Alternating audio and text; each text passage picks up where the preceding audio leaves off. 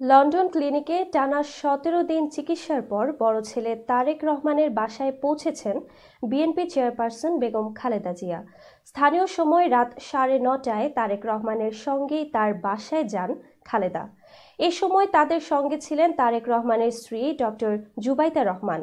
খালেদা জিয়ার ব্যক্তিগত চিকিৎসক ও বিএনপির স্থায়ী কমিটির সদস্য এজেড.এম জাহিদ হোসেন জানিয়েছেন, শারীরিক অবস্থার উন্নতি হওয়ায় হাসপাতাল থেকে ছাড়া পেলেন তিনি।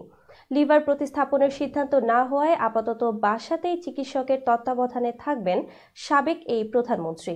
কাতারের আমিরের পাঠানো বিশেষ এয়ার অ্যাম্বুলেন্সে গত ৭ জানুয়ারি লন্ডনের হিথ্রো আন্তর্জাতিক বিমানবন্দর পৌঁছান বেগম খালেদা জিয়া।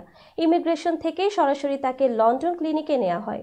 সেখানে অধ্যাপক জন প্যাট্রিক কেনেডির তত্ত্বাবধানে চলছে তার চিকিৎসা। ৭৯ বছর বয়সী সাবেক প্রধানমন্ত্রী খালেদা জিয়া দীর্ঘদিন liver cirrhosis, kidney, heart, diabetes, arthritis সহ নানা শারীরিক অসুস্থতায় ভুগছেন।